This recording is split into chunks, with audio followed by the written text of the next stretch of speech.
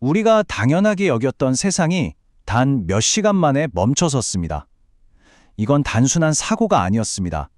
어쩌면 예고된 재앙의 시작이었을지도 모릅니다.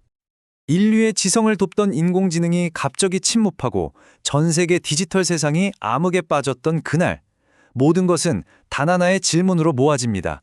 도대체 그날 무슨 일이 있었던 걸까요? 사건은 아주 평범한 어느 날 시작됐습니다. 갑자기 찾아온 이 거대한 디지털 정전, 그 혼란의 중심으로 한번 들어가 보겠습니다.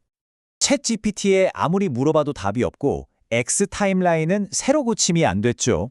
우리가 정말 일상처럼 쓰던 바로 그 거대 AI 서비스들이 마치 약속이라도 한 것처럼 동시에 멈춰버린 겁니다.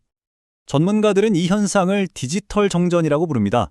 이건 그냥 인터넷이 잠시 끊기는 그런 수준의 문제가 아닙니다. 현대 사회의 신경망 전체가 마비되는 사회적 재난에 가까운 현상이라는 거죠.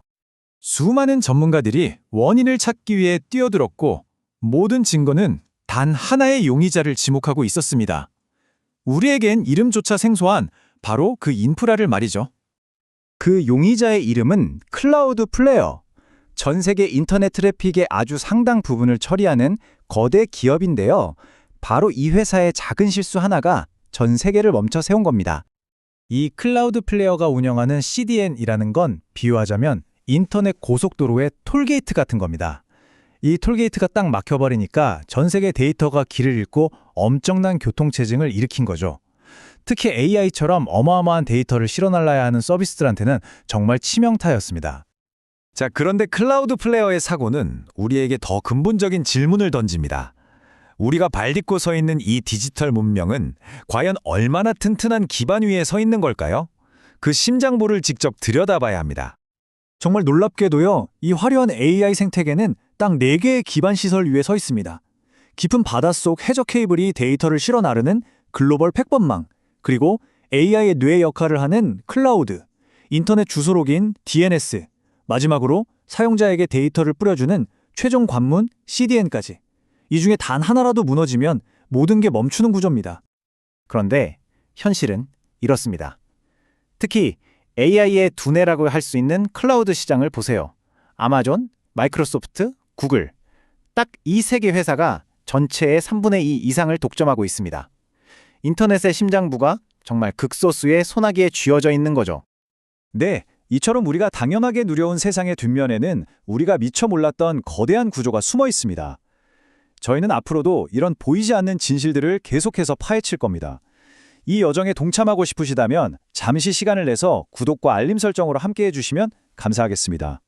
그렇다면 이 소수에게 모든 걸 의존하는 구조가 멈춰섰을 때 우리 사회에는 구체적으로 어떤 일이 벌어질까요? 이건 이제 더 이상 상상이 아닙니다. 먼저 금융시장입니다.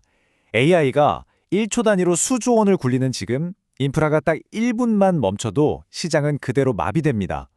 누가 얼마나 손해를 볼지 상상조차 할 수 없는 손실이 발생하는 건 정말 시간 문제입니다. 교육 현장도 속수무책이죠.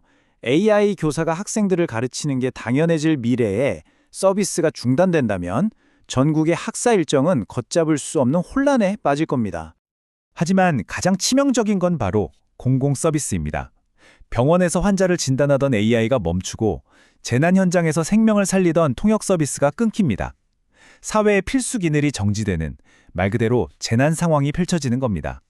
시사의 창의 지적이 그래서 더 무겁게 다가옵니다. AI 인프라는 이미 전력, 통신망과 같은 국가 기반 시설입니다. 한마디로 이건 전기나 수도가 끊기는 것과 똑같은 차원의 문제라는 뜻입니다. 위험을 확인했으니 이제는 대안을 찾아야 합니다. 우리 앞에는 어떤 선택지가 놓여 있고 또 그 길을 가로막는 현실적인 장벽은 무엇일까요? 해법 자체는 이론적으로는 명확합니다. 하나의 회사에 모든 걸 맡기는 게 아니라 여러 회사 인프라를 동시에 쓰는 멀티 인프라 방식이죠. 한쪽 길이 막혀도 다른 길로 갈 수 있으니 훨씬 안전하겠죠. 그런데 세상은 왜 이 명확한 길을 쉽게 선택하지 못하고 있을까요? 바로 이 삼중 장벽 때문입니다. 첫째, 여러 인프라를 쓰는 데 드는 막대한 추가 비용. 둘째, 데이터를 여러 곳에 똑같이 유지해야 하는 복잡한 기술적 문제. 그리고 마지막으로 나라마다 다른 데이터 규제까지. 이게 바로 우리가 더 안전한 길로 가기 위해 반드시 넘어야 할 현실의 벽입니다. 하지만 문제를 아는 것에서 멈출 수는 없습니다. 이 장벽을 넘어설 현실적인 대안을 모색하는 저희의 탐사에 계속 함께해 주십시오. 여러분의 구독과 알림 설정은 저희가 더 깊은 진실로 나아가는데 정말 큰 힘이 됩니다. 오늘의 이야기는 마지막으로 이 질문을 남깁니다. 우리의 문명은 보이지 않는 소수의 인프라 위에 아슬아슬하게 서 있습니다. 이 거대하고도 취약한 기반을 우리는 과연 누구에게 그리고 어떻게 맡겨야 할까요? 정답 없는 이 질문에 대한 고민을 이제 우리 모두가 함께 시작해야 할 때입니다.